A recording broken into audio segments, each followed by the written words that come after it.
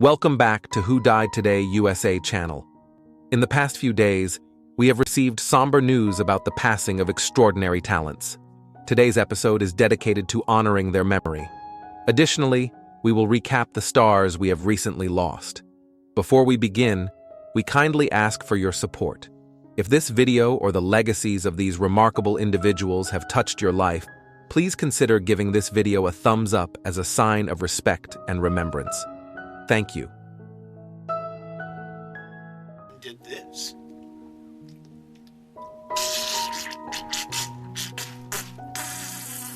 What made Jed the Fish more than just a DJ? The story behind a voice that defined an era.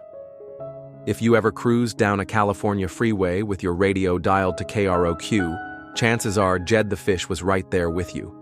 His laugh echoing through the speakers, his voice introducing bands that would go on to define an era. For nearly 35 years, Jed was the sound of alternative rock in Southern California, a true pioneer who helped turn a once small Pasadena station into a cultural powerhouse. But how much did Jed the Fish influence your music journey? On a scale from 0 to 10, how would you rate his impact on radio history? Let us know in the comments. We want to hear your memories.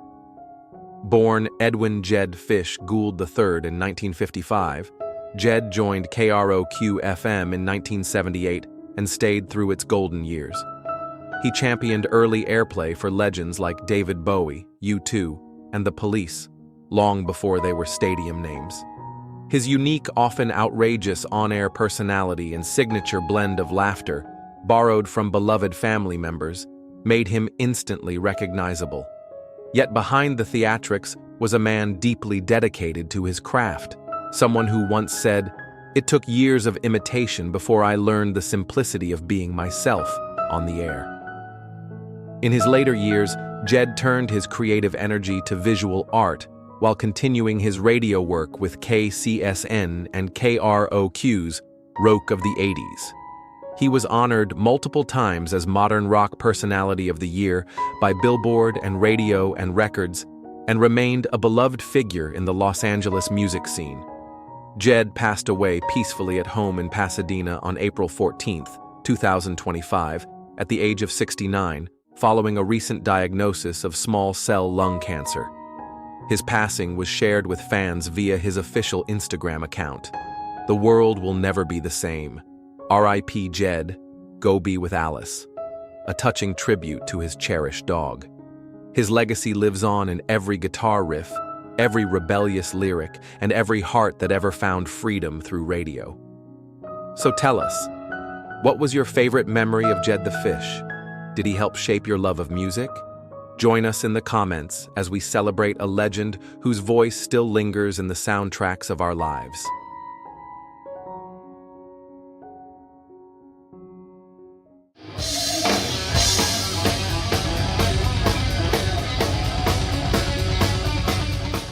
There are artists who play behind the scenes, and then there are those who shape the very rhythm of a generation. Les Binks, the renowned drummer for Judas Priest during their rise in the late 1970s, was one of those rare forces. Known for his lightning-fast double bass technique and unmistakable precision, Binks brought power and depth to the band's defining sound. Born James Leslie Binks on August 8, 1951, in Northern Ireland, his journey in music began well before Judas Priest, with performances alongside Eric Burdon, The Animals, and Fancy. But it was with Priest that his talent reached full throttle. His playing on albums like Stained Class, Killing Machine, and the electrifying live release Unleashed in the East left an indelible mark on rock history. His contribution to the anthemic hit Take on the World and co-writing the haunting Beyond the Realms of Death sealed his status among metal's elite. Though his time with Judas Priest lasted just 2 years, Binks' influence echoed far beyond.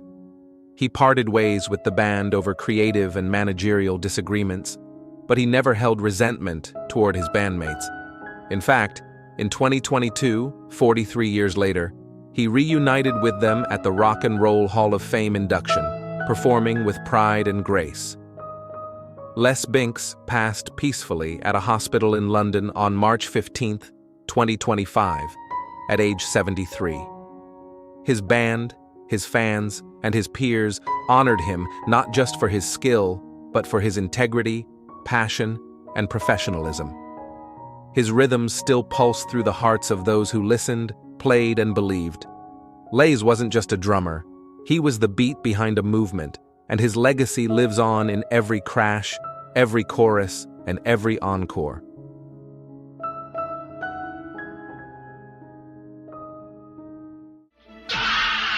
John Rambo, one man who's been pushed too far. You're finished! Ted Kotcheff, the celebrated Canadian filmmaker whose career spanned continents and genres, passed away peacefully on April 11, 2025, at the age of 94. His family confirmed the news to the Globe and Mail, sharing that he was surrounded by loved ones at the time of his passing. Born in Toronto on April 7, 1931, Kotcheff began his career directing live television in Canada before venturing to the UK, where he made his feature debut with Tiara Tahiti in 1962. His international breakthrough came with the Australian psychological thriller Wake in Fright, 1971, followed by the Canadian classic The Apprenticeship of Duddy Kravitz, 1974, which won the Golden Bear at the Berlin Film Festival and earned an Academy Award nomination for Best Adapted Screenplay. Kotcheff's most iconic contribution to American cinema came in 1982 with First Blood, the emotionally charged action drama that introduced audiences to Sylvester Stallone's John Rambo. The film's success, grossing over $125 million worldwide, established a new kind of action hero, haunted, human, and deeply conflicted. Though offered the chance to direct the sequels, Kotcheff declined, citing his opposition to their shift in tone and message. He continued to explore diverse storytelling with hits like Fun with Dick and Jane, 1977, North Dallas 40, 1979, and the cult comedy Weekend at Bernie's, 1989. Later, he became a key figure behind the scenes of Law and Order, SVU, serving as executive producer and director for over a decade. Ted Kotcheff leaves behind a legacy defined by integrity, curiosity, and storytelling that challenged and entertained. He is survived by his wife, Lifen Chung, and their children, Thomas and Alexandra.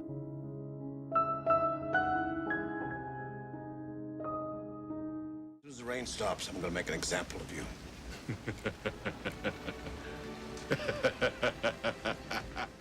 Gene Hackman, the legendary actor whose gravitas, honesty, and fierce subtlety reshaped the American screen, passed away in early March 2025 at the age of 95. According to officials, his passing was due to hypertensive and atherosclerotic cardiovascular disease, with Alzheimer's playing a significant role in his final years. His wife of more than 30 years, Betsy Arakawa, tragically passed just 1 week earlier from a rare viral illness, making their departure feel like the closing of a profound private love story. Born January 30th, 1930, Hackman didn't find Hollywood success until his 30s, proof that some talents take time to rise, but when they do, they resonate deeply. He brought weight and wisdom to every role, portraying men who were often tough, wounded, complex, and real. From his Oscar-winning roles in The French Connection and Unforgiven to unforgettable performances in Hoosiers, The Conversation, and The Royal Tenenbaums, Hackman never sought the spotlight. He let his characters speak for him.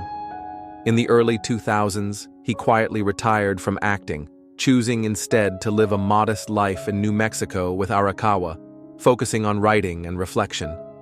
He turned down interviews, red carpets, and acclaim, not out of arrogance, but humility. He gave us everything on screen, and when he had said what he needed to say, he stepped away. Gene Hackman didn't just act, he listened, absorbed, and revealed. His strength was not in volume, but in presence. A true craftsman, a man of dignity. And for those of us who grew up watching him, He will always be there. Steady, unshakable, unforgettable. What did Gene Hackman mean to you? Share your memories and favorite roles below as we honor a once-in-a-generation talent.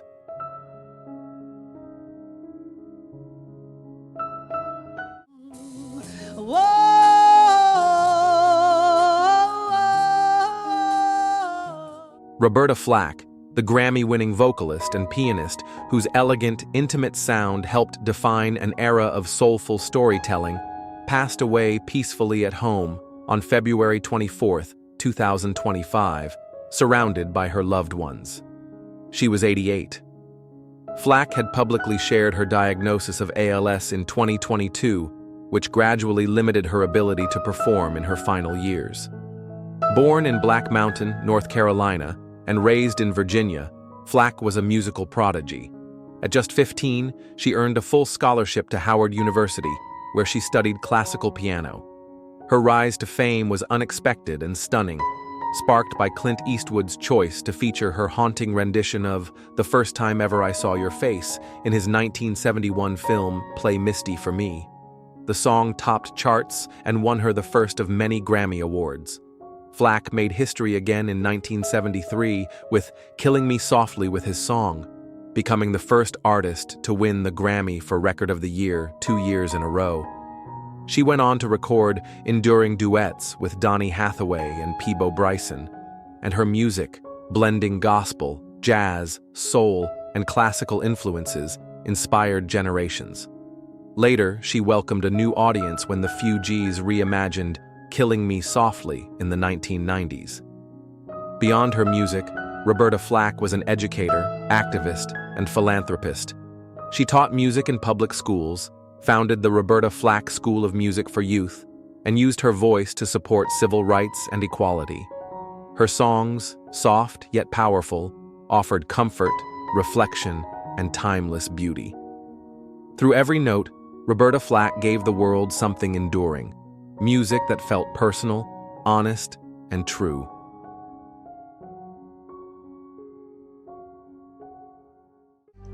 If you ate the last donut with red, white, and blue sprinkles. A little foggy on it, but I think it was something like raining down hell. Breaking news. Today, we delve into the remarkable journey of a Hollywood icon whose resilience and transformation have inspired millions. Robert Downey Jr., once known for his tumultuous past, has redefined his legacy through perseverance, talent, and an unwavering commitment to personal growth. How do you feel about his extraordinary comeback? Share your thoughts in the comments below as we explore the milestones of his career, the challenges he overcame, and the impact he continues to make in the entertainment industry. Robert Downey Jr. was born on April 4, 1965, in Manhattan, New York, into a family deeply rooted in the arts. His father, Robert Downey Sr., was an avant-garde filmmaker, and his mother, Elsie Ann, was an actress. Growing up in such an environment, Downey Jr. was introduced to the world of acting at a young age, making his film debut at the age of 5 in his father's movie, Pound. Throughout the 1980s and early 1990s, Downey Jr. showcased his versatility in various film genres. His portrayal of Charlie Chaplin in the 1992 biopic Chaplin earned him an Academy Award nomination for Best Actor, solidifying his status as a leading man in Hollywood. Despite his early successes, Downey Jr.'s career was marred by personal struggles. The late 1990s and early 2000s saw him entangled in legal issues and substance abuse problems. His battles with addiction led to multiple arrests, stints in rehab, and even time in prison. These challenges not only affected his professional life, but also strained his personal relationships and public image. A pivotal moment in Downey Jr.'s life came with the support of close friends and family. Notably, actor Mel Gibson played a significant role in his recovery by offering him a role in The Singing Detective and providing financial and emotional support during his rehabilitation process. Downey Jr.'s determination to overcome his demons was evident. He embraced various forms of therapy, including martial arts, meditation, and a commitment to sobriety. His resilience and dedication paved the way for a remarkable comeback. In 2008, Downey Jr. took on the role of Tony Stark in Marvel's Iron Man, a casting decision that was initially met with skepticism due to his past. However, his performance was met with critical acclaim and commercial success, launching the Marvel Cinematic Universe, MCU, and redefining his career. His portrayal of Iron Man spanned over a decade, culminating in Avengers Endgame. Downey Jr.'s embodiment of the character resonated with audiences worldwide, making him one of the most beloved figures in modern cinema.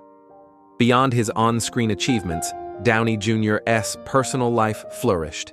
He married producer Susan Levin in 2005, and together they have 2 children.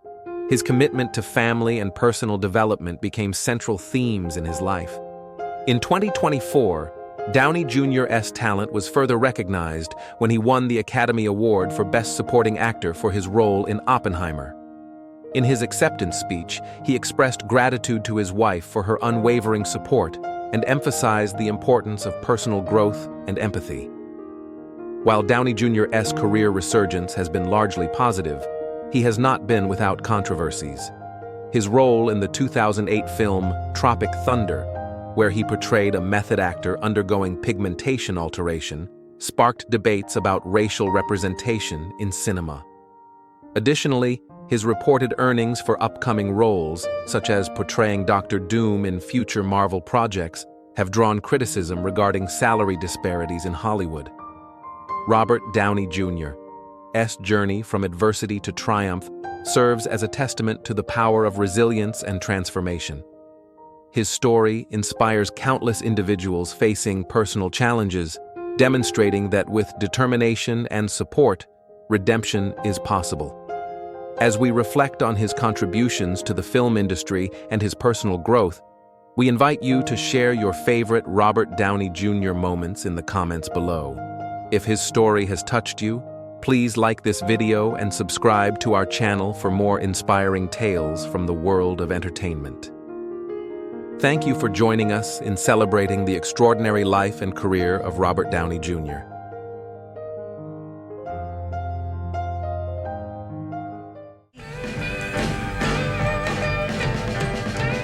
Say, hey, have you heard Blue Whiskey? Marianne Faithfull, the iconic British singer, songwriter, and actress who reshaped what it meant to endure in the spotlight, passed away peacefully on January 30th, 2025, in London. She was 78. Known as much for her unmistakable voice as for her extraordinary resilience, Marianne's journey through music and life was anything but ordinary. She first captured the world's attention in 1964 with the wistful ballad As Tears Go By, written by Mick Jagger and Keith Richards. With her porcelain beauty and ethereal voice, she became a symbol of the swinging 60s. But it was her artistic rebirth in the late 1970s, with the groundbreaking album Broken English, that truly defined her legacy. Her once delicate tone had evolved into a raw, weathered sound that carried the weight of experience, transforming pain into power. Marianne's music spanned folk, pop, punk, and cabaret, showcasing her fearless creativity. Over the decades, she recorded more than 20 albums, collaborated with artists like Nick Cave and PJ Harvey, and graced both stage and screen with compelling performances. Despite facing serious health challenges, including cancer, hepatitis, and long-term complications from COVID-19, she continued to record and perform well into her 70s. Beyond her artistic contributions, Marianne Faithfull was admired for her candor, courage, and refusal to be defined by her past. She once said, "I don't know how else to be but raw and honest." And that's how she will be remembered, as a woman of depth, vulnerability, and unshakable authenticity.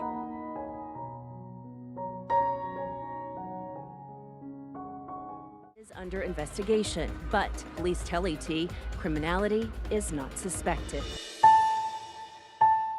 Michelle Trachtenberg, a cherished American actress known for her captivating screen presence and graceful versatility, passed away on February 28, 2025, at the age of 39. Her passing was ruled undetermined by the New York City medical examiner after she was found at her Upper West Side home. It was later revealed that Michelle had recently undergone a liver transplant, highlighting a private health journey that remained largely out of the public eye. Born on October 11, 1985 in New York, Michelle began acting at just 3 years old and rose to stardom with her breakout role in Harriet the Spy. She later earned acclaim for portraying Dawn Summers in Buffy the Vampire Slayer and went on to redefine complexity and charm as Georgina Sparks in Gossip Girl. Her performance in Ice Princess, 2005, further showcased her ability to lead with both vulnerability and power. Over the years, Michelle also appeared in 6 Feet Under, Criminal Minds, and House, building a body of work that spoke to her dedication and talent. Despite her battles with health in recent years, she continued to engage with her fans, radiating positivity and reassurance. Tributes poured in from colleagues. Blake Lively described her as electric, and Rosie O'Donnell, her Harriet the Spy co-star, shared that, "She struggled. I wish I could have helped." Michelle's legacy extends far beyond the screen. She leaves behind a powerful reminder of resilience, artistry, and the importance of quiet strength. What did Michelle's performances mean to you? Do you have a favorite scene, quote, or memory that still lingers today? Share your thoughts in the comments below as we celebrate the unforgettable spark she brought to our screens and our lives.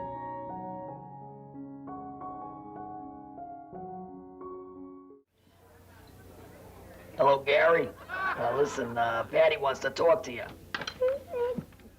What are your fondest memories of Patty Maloney's performances?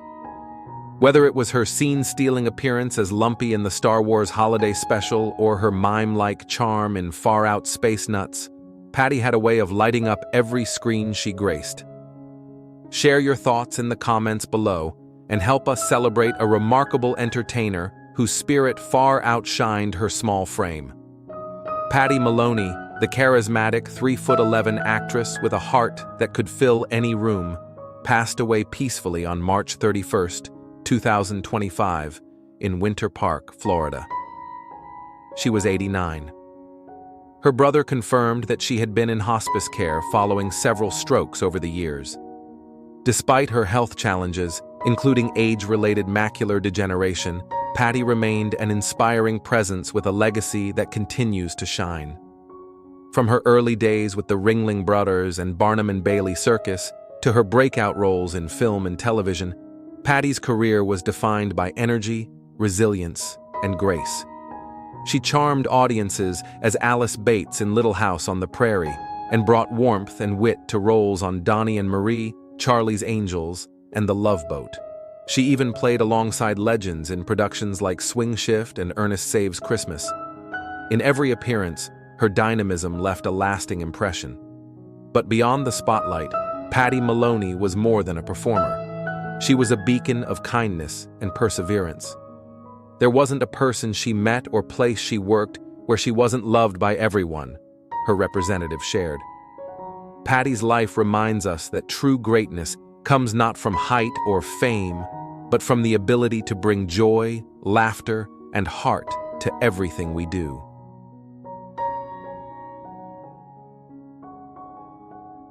Manning Stadium. Manning Stadium, Lynn Stadium, yeah. Now listen, you are considered one of the... Larry Tamblyn, founding member of the iconic rock band The Standells and a quiet force in American music, passed away on March 21, 2025, at the age of 82. Though the cause has not been officially shared, his family and fans have confirmed he left this world with music still pulsing in his heart. Born on February 5, 1943 in Los Angeles, Larry grew up surrounded by creativity. As the brother of actor Russ Tamblyn and uncle of actress Amber Tamblyn, artistry ran deep in his blood. But Larry carved his own legacy on the keys.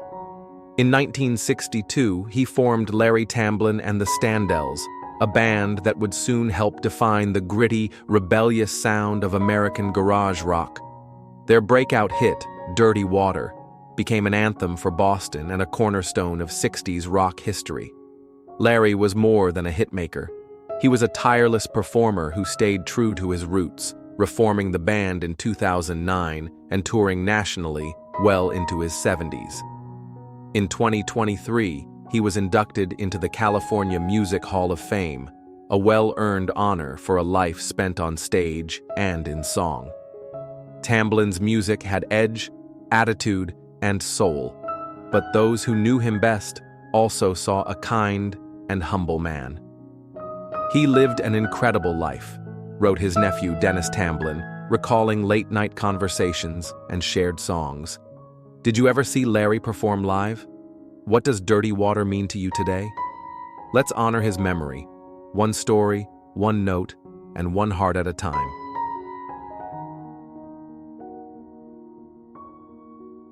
The writers to go along with that, Paul Rausch, for giving Carlo his engine.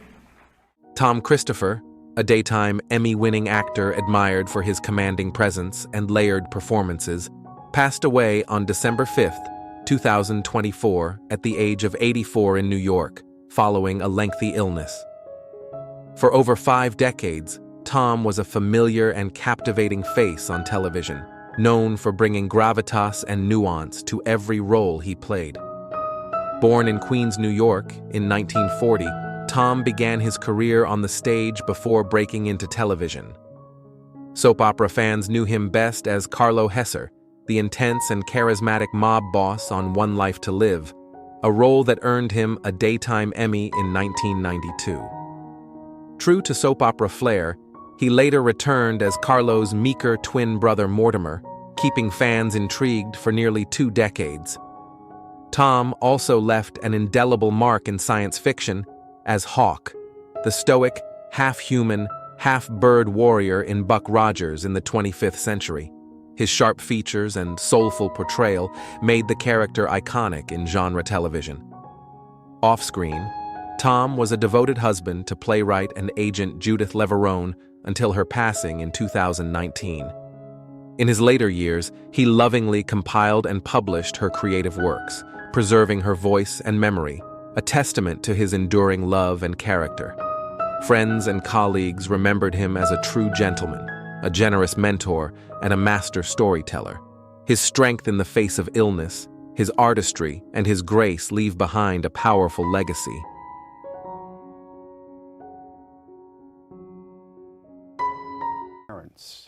My dad was very handsome, very tall, very thin, elegant. He was a truck driver. Do you remember Reynold White, the trailblazing model and actor whose grace, style, and quiet strength broke barriers and inspired a generation? Born on February 1st, 1944 in Newark, New Jersey, Reynold rose from humble beginnings to become a defining figure in American fashion, forever changing how the world saw beauty, elegance, and representation. In 1979, Reynold made history as the first black male model to appear on the cover of GQ, a moment that opened doors not only for himself, but for countless others who came after. His striking features and dignified presence graced the pages of Essence, Ebony, and Jet, and his runway work with designers like Ralph Lauren, Calvin Klein, and Bill Blass set new standards of excellence in the fashion industry. Beyond the camera, he was a mentor, helping young models navigate the challenges of a competitive world with kindness, wisdom, and integrity. Reynold also brought his talent to the screen, appearing in television dramas such as Guiding Light, General Hospital, and One Life to Live, leaving behind performances that resonated with quiet power. A man of many passions, he was also a stage performer, martial artist, and advocate for equality in the arts. In his final days, Reynold was surrounded by care and love at Lenox Hill Hospital in New York City. He passed on June 26, 2024, at the age of 80. Though his health had declined, his spirit remained strong. Reynold White will always be remembered not only for his trailblazing career, but for the doors he opened, the lives he touched, and the legacy of dignity and perseverance he leaves behind. What are your memories of Reynold? Share them with us in the comments below.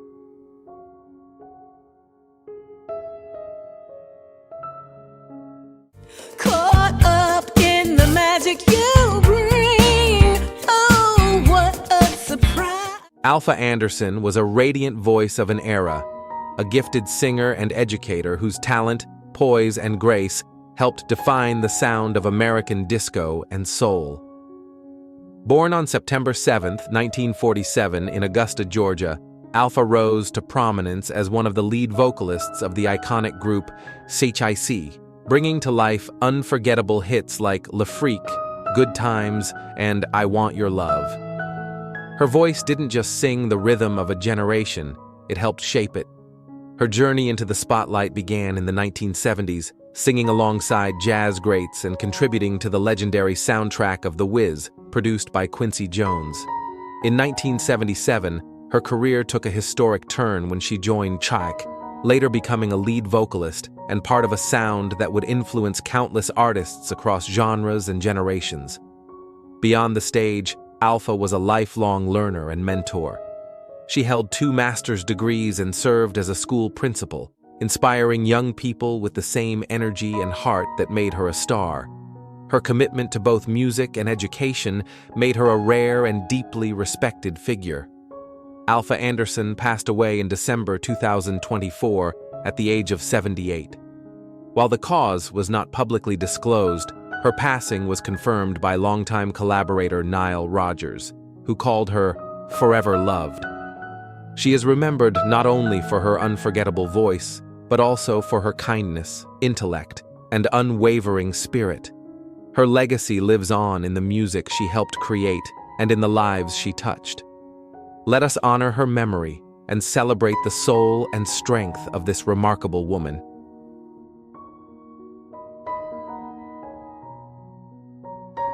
Peut-être un peu comme un Père Noël, tout le monde se fait une image de lui. Quand on le prend en 1959, il a... Niels Arestrup, the revered French-Danish actor whose career captivated audiences across Europe and beyond, passed away peacefully at the age of 75, following a long and courageous battle with illness. Known for his commanding presence and emotional depth, Arestrup left an indelible mark on cinema and theater, earning the respect of filmmakers and fans alike. Born in Paris in 1949 to a Danish father and a French mother, Arestrup rose from humble beginnings in the suburbs to become one of France's most celebrated actors. Though he struggled early in life, failing his high school exams and working odd jobs, he found his calling on the stage at just 23, debuting in a production of Crime and Punishment. That same quiet determination would guide a career that spanned over 5 decades. Arestrup earned 3 César Awards, France's equivalent of the Oscars, for his unforgettable performances in The Beat That My Heart Skipped, 2005, A Prophet, 2009, and The French Minister, 2013. His portrayal of the complex Corsican mobster in A Prophet remains a masterclass in restrained menace. Yet American audiences may remember him best as the gentle grandfather in Steven Spielberg's War Horse, a rare glimpse of his tenderness on screen. Beyond film, theater remained his greatest love. In 2019, he was awarded the Molière for Best Actor for his role in Red, a play about the artist Mark Rothko. Even in his final years, Arestrup remained devoted to his craft, appearing in acclaimed TV dramas like Baron Noir and Black Butterflies. He is survived by his wife, Isabelle Lenouvelle, an actress and screenwriter who stood by him throughout his life and career. Niels Arestrup's legacy is not only in the roles he brought to life, but in the quiet dignity with which he lived, a true artist whose voice will echo through generations.